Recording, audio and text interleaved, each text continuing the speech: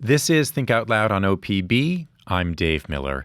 An unassuming house in southeast Portland's Buckman neighborhood was added to the National Register of Historic Places last year. It was once known as Juniper House.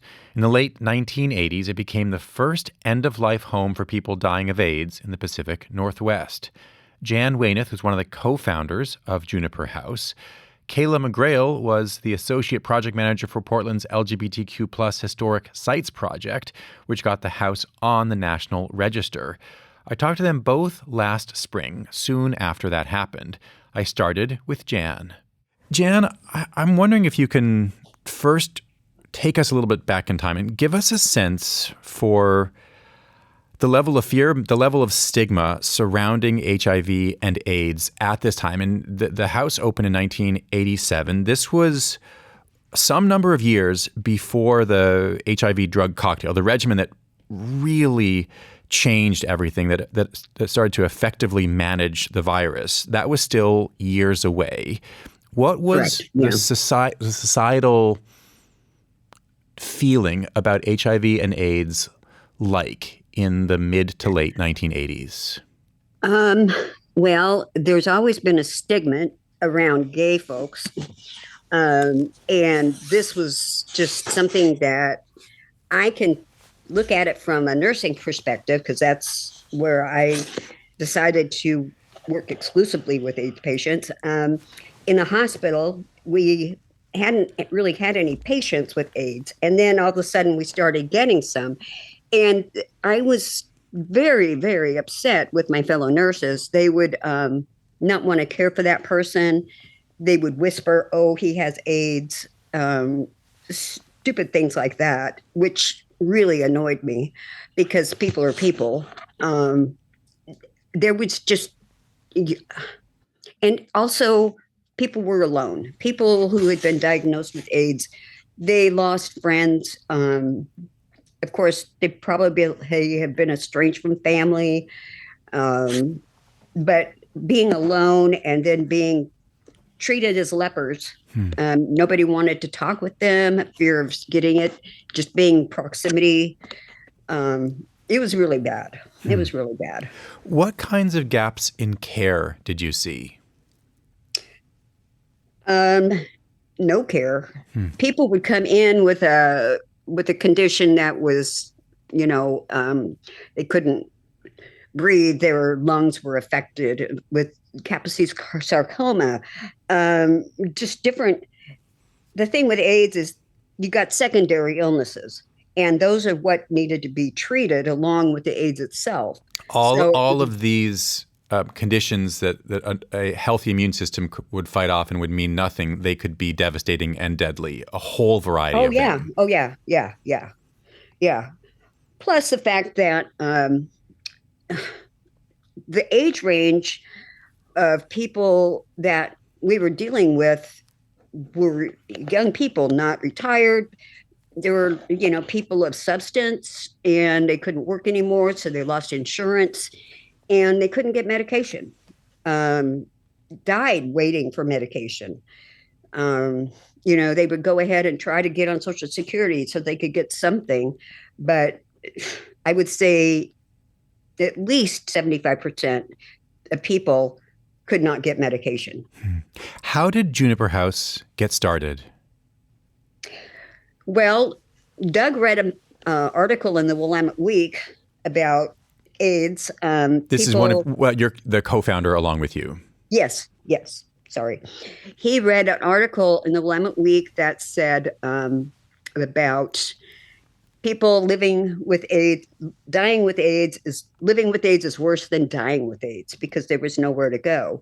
Well, people were becoming homeless. And then there were the seedy motels downtown where they would try to stay, but horrible conditions. And because of that, he decided, along with his friend John, and then me, that we should start this house. And that's basically just conversations, and that's how it started. What types of services did you provide? What did you see? What do you see now as the heart of what Juniper House was? Love and compassion. No barriers. So love and compassion, that's the first thing you mention as opposed to medical care or that it's love. Yeah. That's what you led with. That's right. That's right. Because once you give people hope, their whole lives can change. We had a patient come up from San Francisco area. His sister was a nurse, and she found out he was really, really sick, and he was. And she found a doctor who would take over his care, and she had him shipped up to us at Juniper House. And just with that family support and love, and of course, medication, he lived for years. He may still be living. I don't know, but hope and that kind of compassion can really change lives. And that's what we really tried to lead with. Although we did also do medical care, of course, but that was the main thing, giving people a place to be, love, hope, no stigma. We really tried to cut down barriers, that kind of thing. Is it fair to say, though, that because of the state of medical care and medicine for people with HIV or full-blown AIDS at that time, that young man you mentioned was the exception, that most of the people who came to this house, to Juniper House, that they died there? Yes, that is true. Although most of the people would come in and they would be really, really sick because they had no care and were not getting adequate food and things like that. And so they did actually live longer than they thought they might, kind of thing, or their doctors thought they might. And then when they did actually begin to turn the corner toward end of life, that went fairly quickly. So they did have a pretty good quality of life after they moved into the house, so to speak.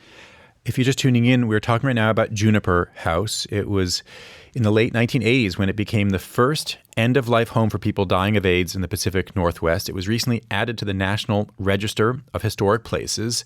Jan Weymouth was one of the co-founders of Juniper House. Kayla McGrail works now on the Equity and Engagement team for Portland's Bureau of Planning and Sustainability and is one of the big reasons that this house is now on this national register.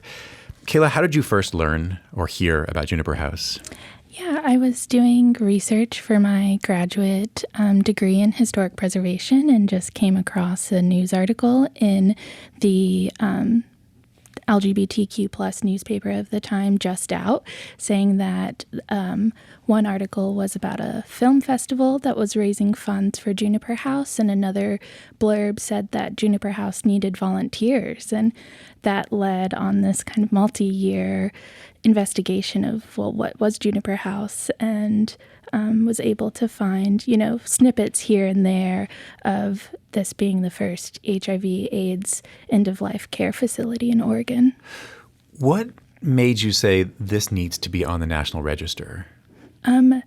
A lot of things, that it was the first in Oregon to provide compassionate care, like Jan was saying, that it was featured in documentaries in the 80s, shortly after it opened. That including one on OPB, and there's a link to it. Yes. It's quite moving, and there's a link on our website right now. But so from the historical perspective, that kind of thing helps your case? Yes. In the National Register, you have to make an argument of why it is significant, especially a resource so recent as Juniper House. And for me, a lot of this was, as Jan said, fighting a stigma that HIV and AIDS often, those narratives often focus on the tragedy, but Juniper House is a moment to see this compassion and love and joy and community that Jan and Doug and the late co-founder John Trevitz was able to make, and that kind of continues to challenge the stigma. And I really wanted to have that on the National Register. What does it actually take to make that happen? Yeah, that's such a good question. A lot of research. So going into the archives, Oregon Historical Society has the Cascade AIDS Project materials, talking to community members, doing oral histories, because a lot of this history of queer history and underrepresented and historically excluded histories are not always in the archives. So talking to people, we also did, the consultants on the project did research into the permits to understand how Juniper House has changed. So you write an architectural description, you do your research, and the National Register has a set of criteria. So you have to meet these different arguments. What went through your mind when you heard that indeed it had been accepted? Very amazing, just that at a time when LGBTQ plus history is being targeted and other historically and currently excluded histories and communities are being excluded, that this was elevated and accepted because it met criteria, and it also is just an amazing, exceptionally significant property in Portland to tell more of Portland's story. It's really amazing to see it come full circle, to find it in a newspaper and say, this needs to be on the National Register, and now it is. I do want to hear more about how you think about the current political moment in the context of this, but Jan, to go back a little bit to those years, to 1987, 88, 89, how many of was it almost exclusively or mainly men who were staying there at the time? Yes. Yeah, it was all men. All men. How many of them did have friends or family who came to visit after they came to live there? I would say most of them. I would say pretty much most of them had at least a couple of people that were friends. Very, very few family members, if any. Probably 10 people. I mean, it was pretty minimal. But yeah, friends from the community. We had one person who was in the arts, and he had been, before he came to us, he'd been working on a musical play, Billy Elliot, and he actually performed in that. I don't know how he found the energy to do that, because he was really, ill. But he would singing and dancing in the performance, and then he'd go back to what was essentially a hospice house where he was dying. Yes. But it was his love, and so he was one person who had his mom. And then a lot of cast members and friends in the community, of course. So, I mean, and then there were some who just had a couple of friends and no family. So it varied. What kind of community developed among the men who lived there? A lot of good. Just visiting. I actually would bring my kids with me. They were pretty young at the time, from time to time, not all the time. My mom came with me, and she enjoyed, and they would play cards and games and visit. They would watch movies, which they didn't want me around for. But it became a very good community. People just really enjoyed being with other people they didn't have to explain anything to. It was very comfortable like that. You were a nurse, so I imagine that you were used to dying and to death, to being around that. That's a part of many medical professions. And that had been my focus the prior years to doing this. I worked pretty much all oncology, and that was, a lot of death.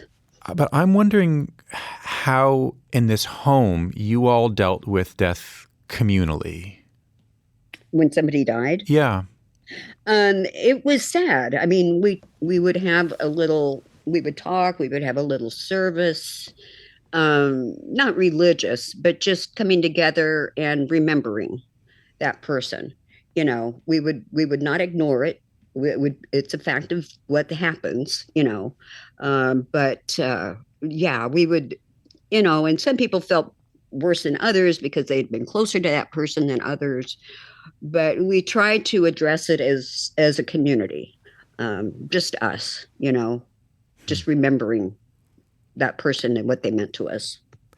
Kayla, I'm curious about the generational piece here. I asked you before we went live how old you were, because I was curious, because you said you're 27, meaning that you came of age, you became sort of conscious of the world at a time when HIV and AIDS were very different than they were in the mid 80s when I was a teenager, and very different than Jan, who was working at that time, had already had her professional life going as a nurse. I'm curious how you think about the changes in what AIDS and HIV have meant over the years, and what you've learned in doing this. Yeah, I try not to get emotional because it's truly, I have so many community members that lived through this, and I feel really proud to be a steward of this history. And I look back to this time because it's such an amazing moment of activism and community and changing and being organized. And there are a lot of threads of that happening today. So it is, as you mentioned, like, I didn't live through this, but knowing that I can elevate these stories of the people who aren't here, who are here, who have shaped Portland for the better, of like Jan and Doug and John and, Cascade AIDS Project, and just all these amazing ACT UP, all these amazing political and community organizations. That's one of my greatest joys. And it's amazing to see, Jan was saying the stigma, and certainly there still is stigma around HIV and AIDS, but to use preservation to combat that and say that these histories are important and these stories are significant, and we will continue to document those. Jan, you said something earlier that I wanted to come back to, because I hadn't realized this. You said that you would take your kids there sometimes. Why? Yeah. What would you do with your kids there?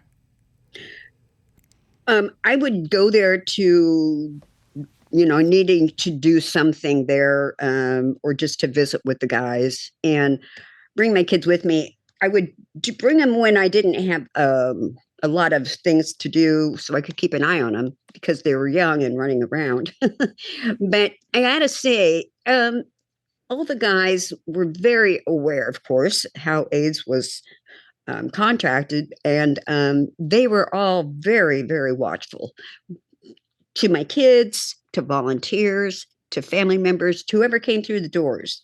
They were very careful, very watchful to make sure nobody would be exposed. Like, they wouldn't be anyway, but just, like if my kids are crawling up on somebody's bed and getting rambunctious, they would let me know, and I would let my kid, no, you can't be doing that, kind of thing.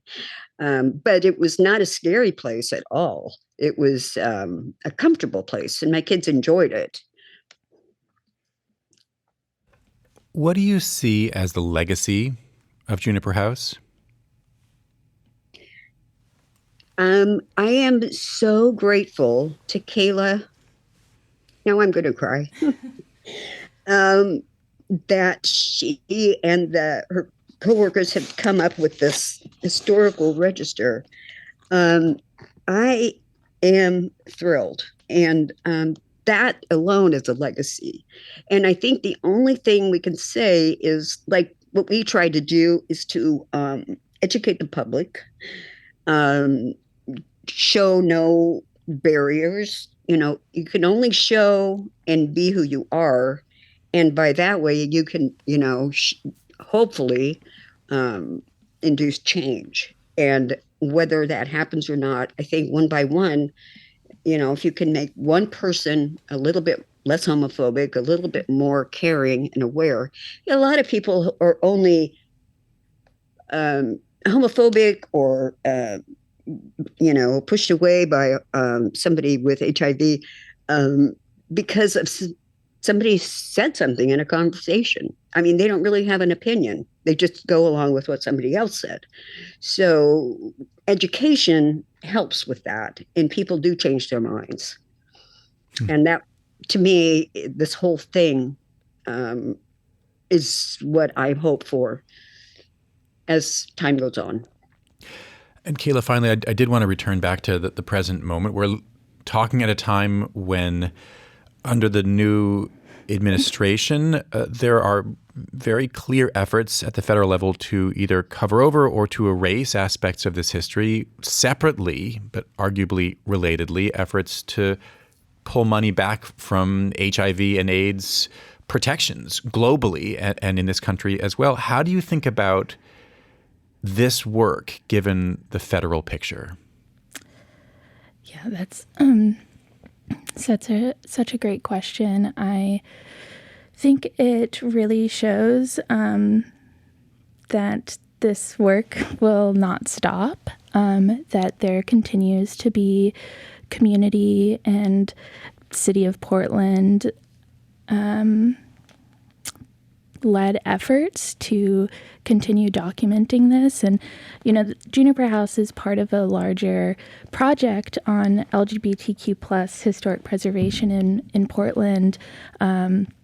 So I just keep coming back to that of they can try and erase us and stop us and cut funding, but as HIV and AIDS history shows and Juniper House shows, there are always going to be grassroots community efforts to continue important work and build community and organize to make change. Kayla and Jan, thanks very much. Thank you. Thank you. Kayla McGrail now works in the Equity and Engagement team for Portland's Bureau of Planning and Sustainability. They were instrumental in getting Juniper House onto the National Register of Historic Places. In the late 1980s, Juniper House was the first end-of-life home for people dying of AIDS in the Pacific Northwest. Jan Weyneth was one of its co-founders. We talked last spring. Coming up tomorrow on the show, we're going to bring you a conversation with the best-selling writer Michael Pollan. Pollan has changed the way many people think about plants, food, and psychedelics. His latest book goes even deeper. It's about thought itself. It's called A World Appears, A Journey into Consciousness. If you don't want to miss any of our shows, you can listen on the NPR app, on Apple Podcasts, or wherever you like to get your podcasts. Our nightly rebroadcast is at 8 p.m. Thanks very much for tuning in to Think Out Loud on OPB and KLCC. I'm Dave Miller. Have a great day.